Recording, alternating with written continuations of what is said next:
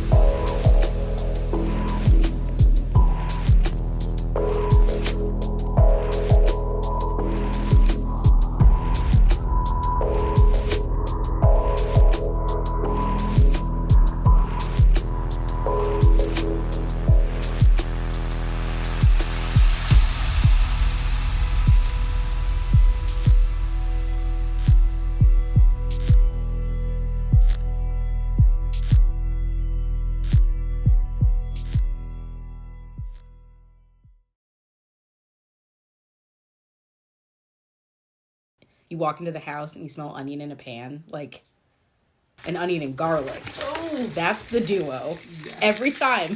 Something about that smell smells like home and comfort.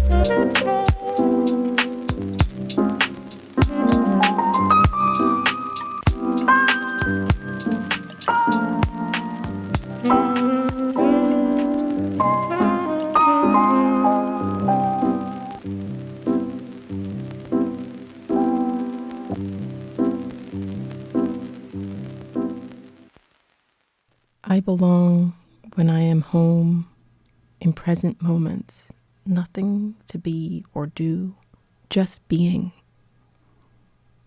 It's about right now at this time that I wonder, when is now? Where am I in time?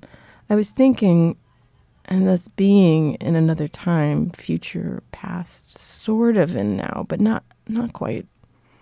How do I get to now? It was just here, but that's not now. Now is now. This is present. How do I get to not a thought of then or what will be, but to now.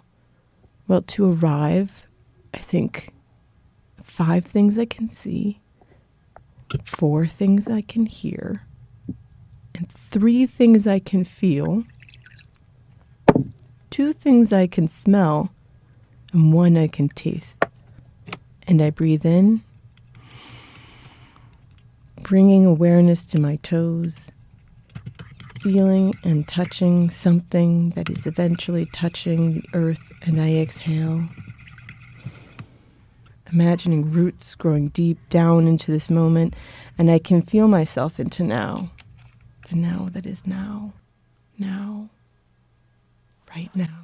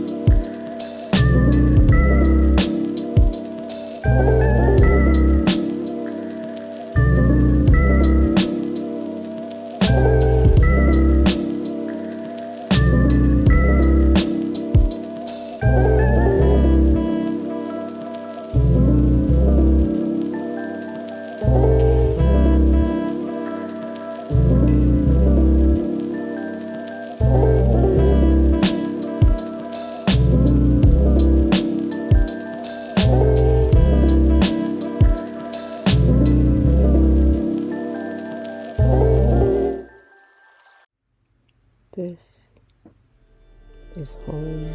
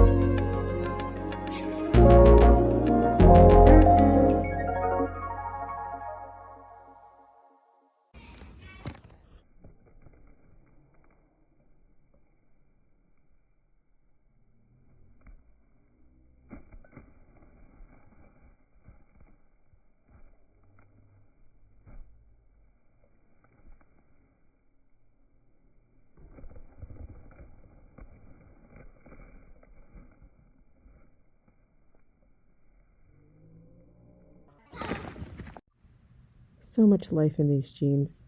In places where signs of wear have created tears, sprung holes, I mend them with mindful stitches and patch them with bits of other textiles, full of stories, lives, adventures of their own.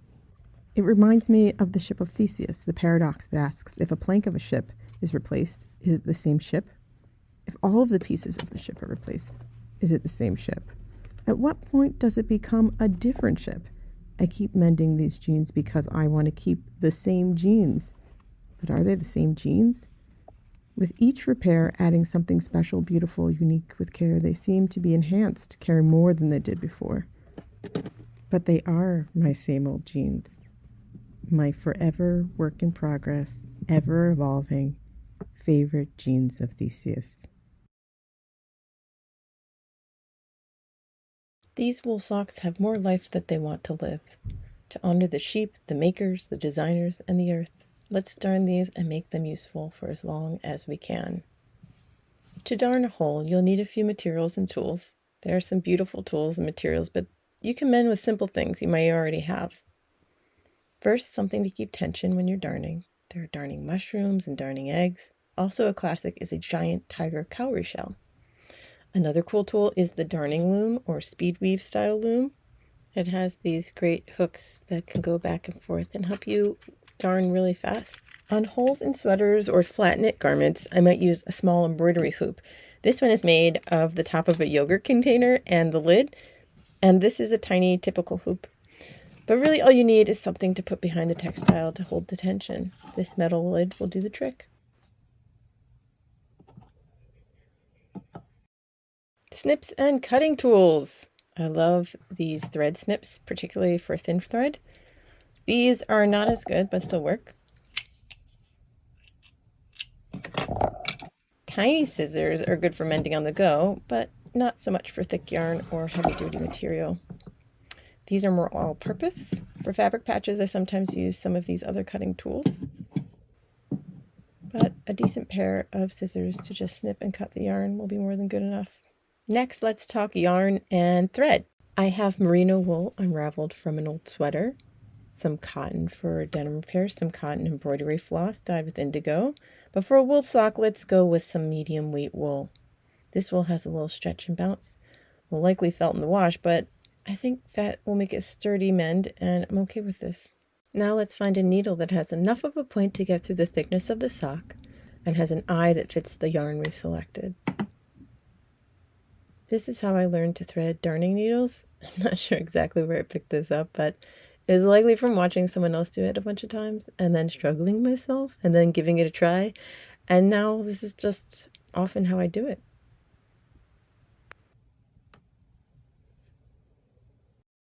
A weaving comb is sometimes handy for moving a row of darning down closer to the previous row. I've seen all different kinds.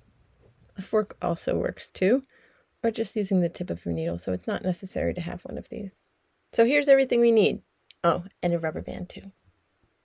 To mend a hole, we want to secure the area around the hole, and then like making a mini weaving, we create stretches of yarn up and down over the hole like a warp. And then we weave under, over, all the way across the up and down warp threads.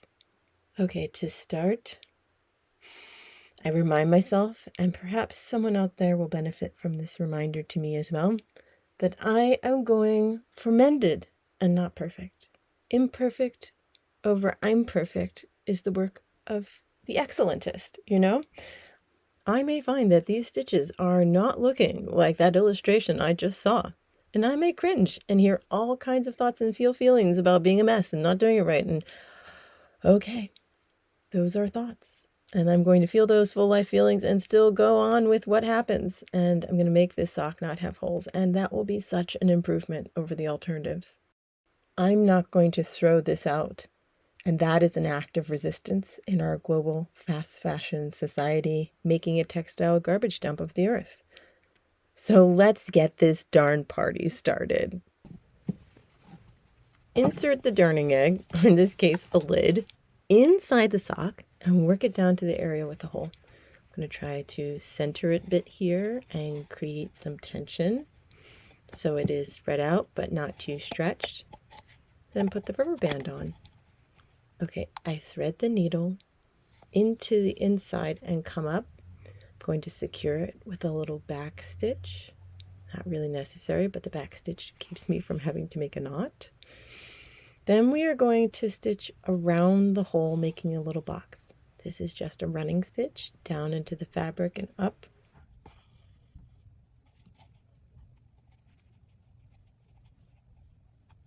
You can do a few of these at a time and then pull through and flatten it out so there isn't bunching.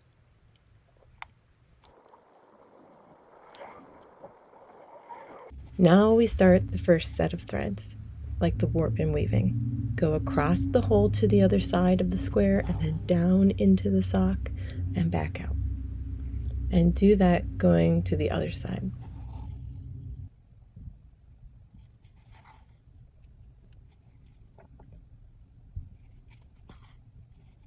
Back, forth, back and forth.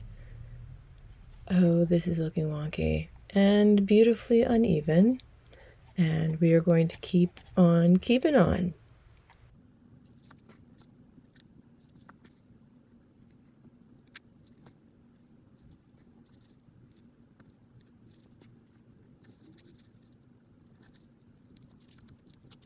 Secure the end and snip the excess.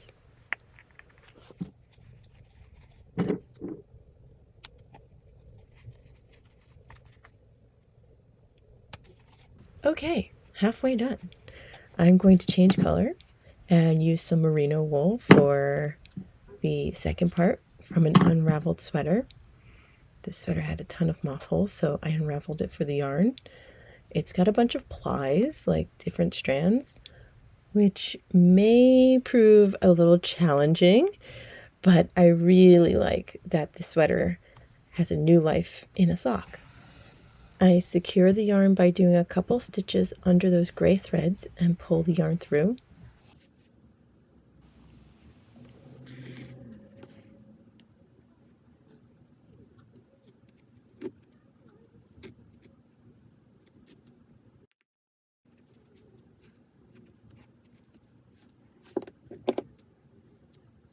Okay, let's try this again. Now we are going to go under and over and under and over these threads all the way across to the other side. Under that last one, secure it with a stitch, and then coming back for the second row, we're going to do the opposite of what was in the first. Over, under, and over, and under, all the way across and under the thread all the way on the right. And then just continue like this, back and forth, going over and under and over and under. I sometimes find it helpful to use the non-pointy head side of the needle, but of course you have to be careful not to poke yourself.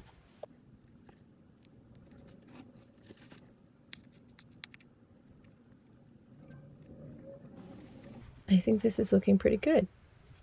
It's sort of like evening out, and after a while I kind of get into a flow. So do this all the way until the end, and when you're in the last row, this kind of gets a little tricky, and you might find that you need to take it one stitch at a time.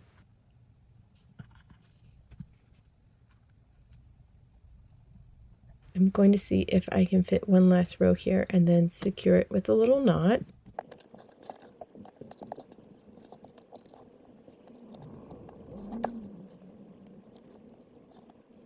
And hide the end underneath all of that little weaving.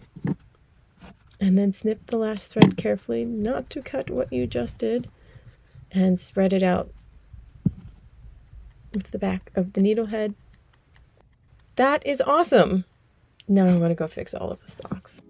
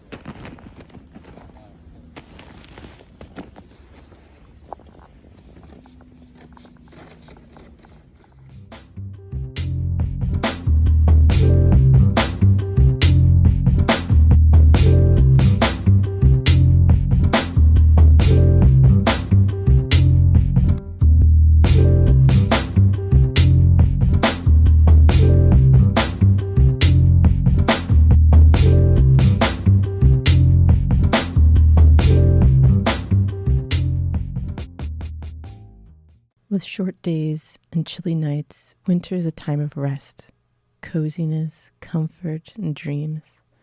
On the first of the year, I have a tradition of wandering in the winter woods and visiting Andorra Meadow with my family.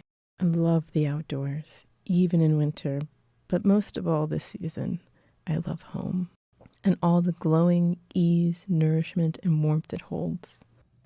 From the winter solstice all the way till late March, I revisit how to find home in myself. What makes me at home in my heart, wherever I may be.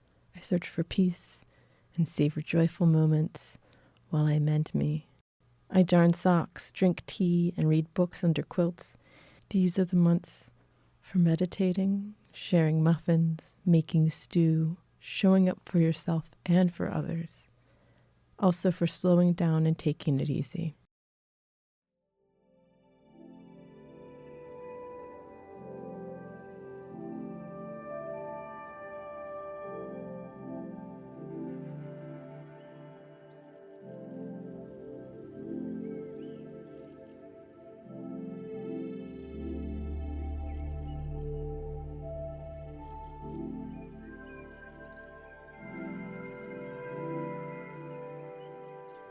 In the next episode of Indigo and Green, you may live a happy life of plants. Community shall be good, and we will keep you together for a whole life. You may have peace and harmony with the birds, the animals, and other plants.